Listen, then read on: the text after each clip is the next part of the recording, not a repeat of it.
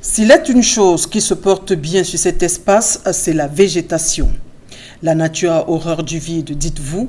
Eh bien, pratiquement 1 an après le déguerpissement, ou mieux l'expropriation des habitants de Dikolo Bali, la verdure a occupé les lieux, quelques commerçants aussi. Et les déguerpis n'en démordent pas.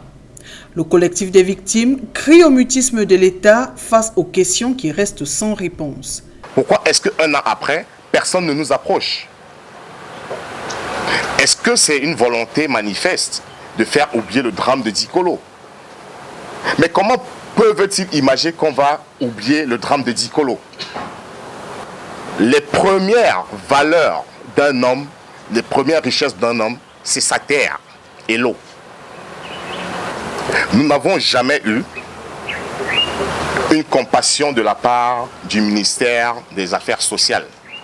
Nous n'avons jamais eu une compassion, même des administrateurs locaux qui ont été à la manœuvre de cette gabégie. Parce qu'il faut dire, il faut le dire, il s'agit de l'escroquerie foncière. Selon ces derniers, le problème date de 2014, avec pour point d'achoppement le titre foncier numéro 750. Ce titre foncier se trouve à Bonantoné.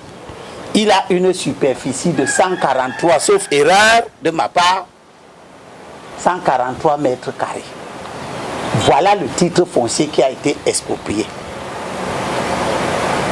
Et dans le décret d'expropriation, le Premier ministre ordonne que l'on prenne également le domaine national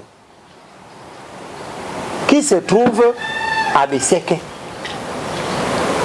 pour que la superficie cumulée domaine national plus titre foncier 750 Vouri fasse 2 hectares et consort. Superficie recherchée pour le supposé projet de construction de l'hôtel. C'est là que commence le relevé d'un certain nombre d'irrégularités qui commandent en notre sens qu'on retire ce décret d'expropriation. La loi sur la question comporterait de nombreuses irrégularités.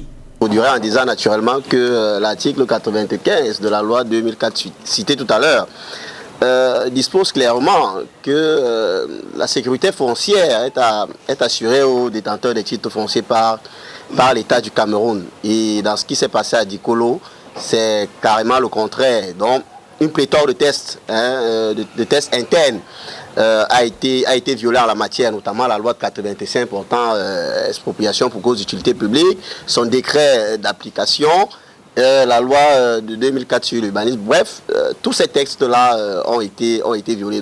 Comment se fait-il donc que les personnes soient déboutées pour défaut de qualité, mais la procédure de leur expropriation, et là je ne vais même pas parler d'expropriation parce qu'on a relevé que rien ici n'a respecté le cadre de l'expropriation. Il s'agit purement et simplement d'un déguerpissement illégal, inhumain et abusif. Les victimes, en peine, n'entendent pas jeter l'éponge. Elles ont donné ce 8 mai 2023 ici à Douala un point de presse. Nous, à Dikolo, nous n'allons pas nous laisser faire. Il faut que ce soit bien entendu.